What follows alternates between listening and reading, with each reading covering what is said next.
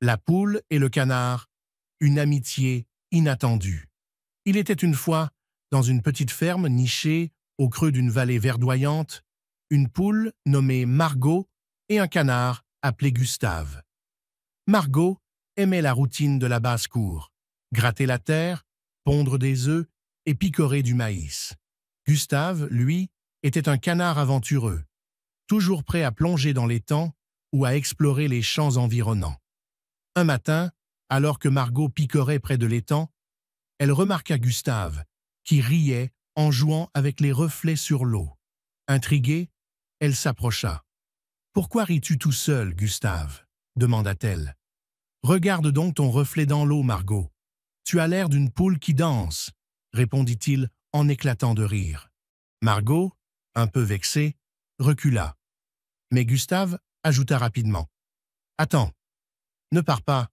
Viens dans l'eau, tu verras, c'est amusant. »« Moi? Dans l'eau? Tu plaisantes. Les poules ne nagent pas, et je préfère garder mes plumes bien sèches, » rétorqua Margot. Malgré leurs différences, Gustave et Margot commencèrent à discuter. Ils partageaient leurs histoires. Margot parla de ses œufs dorés et de ses journées tranquilles, tandis que Gustave racontait ses aventures au bord de l'étang et les créatures étranges qu'il avait croisées. Un jour, une tempête éclata soudainement. Des vents puissants soufflèrent sur la ferme et un éclair frappa un arbre près de l'étang. Une grosse branche tomba dans l'eau, formant un barrage qui menaçait de faire déborder l'étang et d'inonder la basse-cour. Margot paniqua. « Que pouvons-nous faire? Si l'étang déborde, il détruira tout. » Gustave, qui était un canard malin, eut une idée.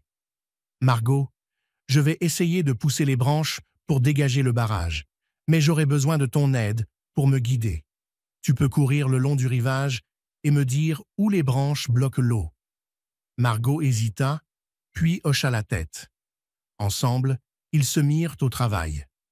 Gustave plongeait sous l'eau, poussant les branches avec son bec et ses pattes, tandis que Margot trottinait le long de la rive, criant des instructions. « Encore un peu à gauche, Gustave.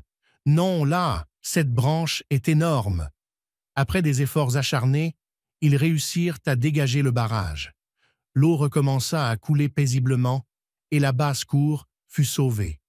Les autres animaux de la ferme, impressionnés, célébrèrent leur exploit.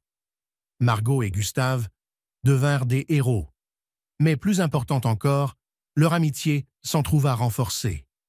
Depuis ce jour, Margot ne se moquait plus des aventures de Gustave, et le canard respectait la vie tranquille de la poule. Parfois, on pouvait même voir Margot s'approcher du bord de l'eau, juste assez pour que Gustave éclabousse doucement ses pattes. Et qui sait, peut-être qu'un jour, Margot osera mettre une plume dans l'étang. Si tu aimes notre chaîne, abonne-toi dès maintenant et n'oublie pas de liker la vidéo.